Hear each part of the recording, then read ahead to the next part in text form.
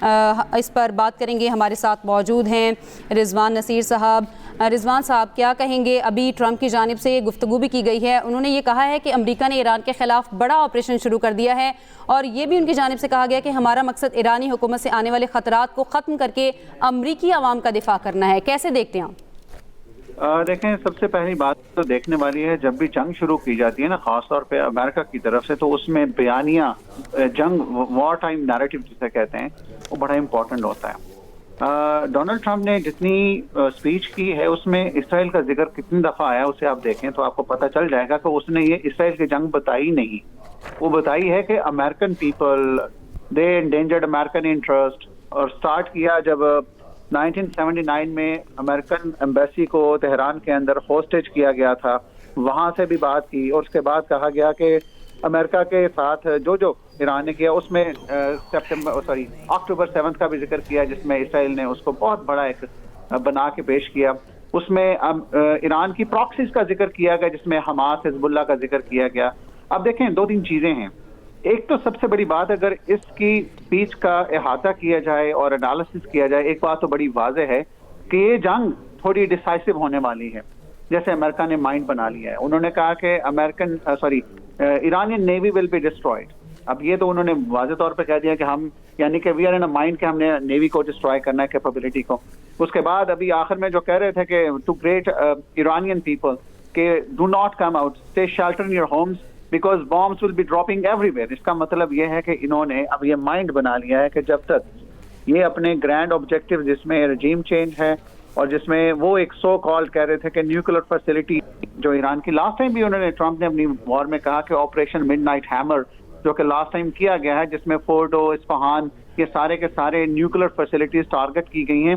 تو میں یہ سمجھتا ہوں کہ اس اسپیچ سے یہ واضح ہو جاتی ہے کہ اب جو جنگ ہے وہ ایران کے اوپر تھوڑے بڑے آبجیکٹو کے ساتھ لڑی جائے گی، اور امریکہ از آل ان ٹو اٹ، جس میں اس میں اسرائیل کا ذکر کیا ہی نہیں گیا کہ اسرائیل بھی اس کے ساتھ ہمیں اسسٹ کر رہا ہے، ایز اے اسٹریٹجک الائے ہے، اس میں اسرائیل کو بھی خطرہ ہے. کوئی ایسی بات نہیں کی گئی. اب میں ایک چیز سے تھوڑا سا پریشان بھی ہوں. وہ پریشان یہ ہوں کہ جب ایسی چیزیں ہوتی ہیں نا، ابھی تو جنگ خیر لمیٹڈ ہے. انہوں نے جو سو فار اسرائیلی نے اٹیک کیا امریکنز کے، وہ منسٹری آف انٹیلیجنس جو ہے ایران کی، تہران کے اندر، اس پہ کیا گیا ہے. منسٹری آف ڈیفینس کے اوپر اٹیک کیا گیا ہے. Atomic energy organisation of Iran, اس کے اوپر کیا گیا ہے.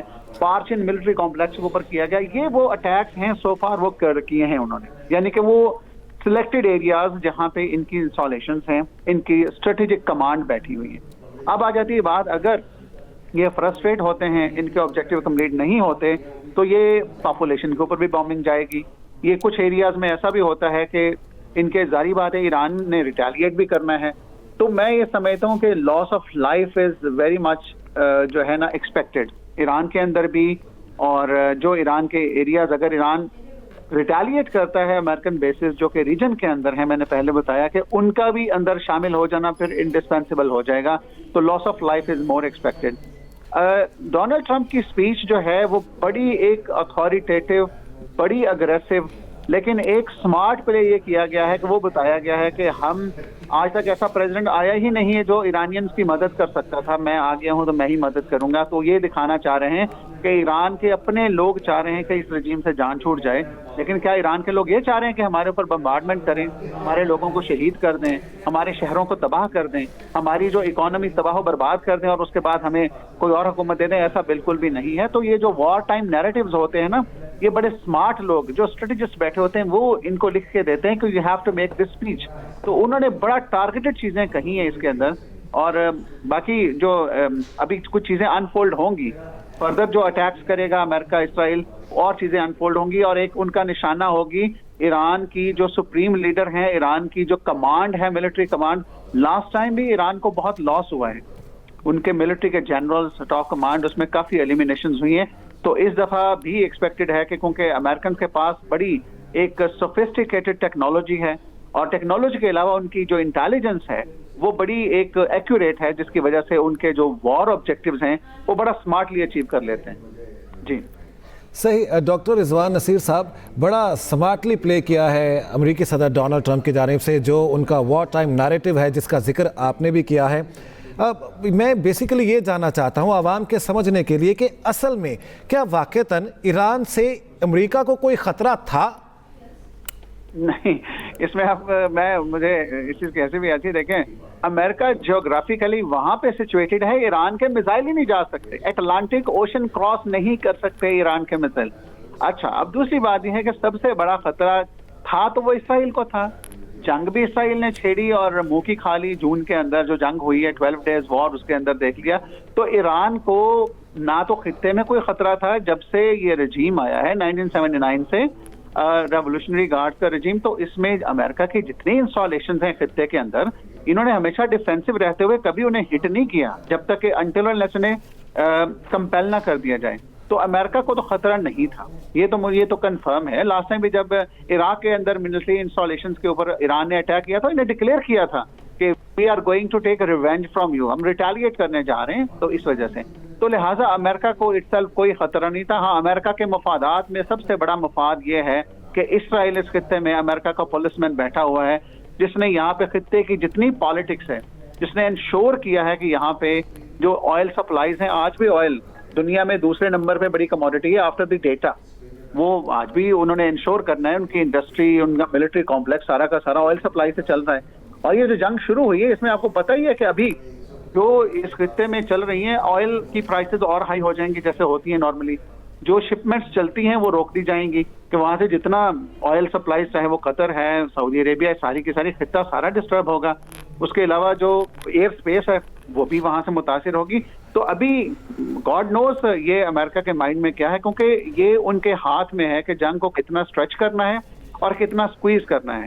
لیکن ونس اگین جو انٹرنیشنل کمیونٹی ہے اگر یہ بالکل سائلنٹ اسپیکٹیٹر، خاموش تماشائی بنی رہی تو اس کا یہ ہوگا کہ دنیا میں بڑی محنتوں سے بڑے بڑے مائنڈز نے مل کر ایک انٹرنیشنل آرڈر دیا تھا جس میں آرگنائزیشنز تھی، تمام کنٹریز نے، یونائٹڈ نیشن جیسے پہلے لیگ آف نیشنز وہ فلاپ ہوگی، وہ بھی امریکہ کی ذمہ داری تھی، ان کو بنایا، لیکن آج ان کی بھی ایگزسٹنس، ان کی بھی مینڈیٹ، ان کا بھی اتھارٹی خطرے میں ہے، کیونکہ جو میں سمجھتا ہوں کہ اب یونائٹڈ نیشنز یا دیگر جو ادارے ہیں وہ اس ٹائم وہ رول پلے نہیں کر رہے جو انہیں کرنا چاہیے تھا، اور یہ بڑا ایک انفارچونیٹ تھنگ ہے۔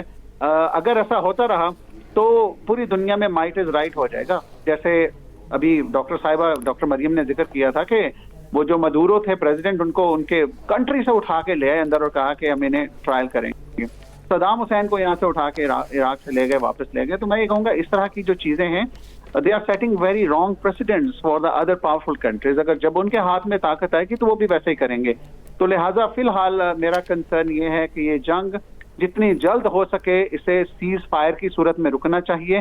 اگر تو ایران نیگوشیشنز کے لیے ریڈی تھا، دوبارہ سے نیگوشیشنز ہو سکتے ہیں، اور آپ کو یہ بھی یاد رہنا چاہیے کہ جب بھی کوئی جنگ ختم ہوتی ہے اس کے بعد بھی نیگوشیشنز ہی ہوتے ہیں، اس کے بعد بھی مذاکرات ہی ہوتے ہیں، کبھی بھی ایسا نہیں ہوتا کہ بعد میں، تو وائی ناٹ ناؤ؟ ابھی خیر ونس اگین جو ٹرمپ ایڈمنسٹریشن ہے وہ بالکل ایک بولنگ ایٹیٹیوڈ رکھے ہوئے ہے کہ وہ بالکل رویہ کہ میں نے اپنے ڈنڈے کے بل پہ ان کو سبق سکھا دینا ہے۔ تو لیٹس سی واٹ ہیپنس، کیونکہ ایران کی بھی تو کیپیبلٹی ہے کہ ہاؤ ایران ریٹیلیٹس، یہ دیکھ لیتے ہیں کیسے ہوتا ہے، پھر نیکسٹ انفولڈ کیسے ہوتے ہیں سرکمسٹانسز۔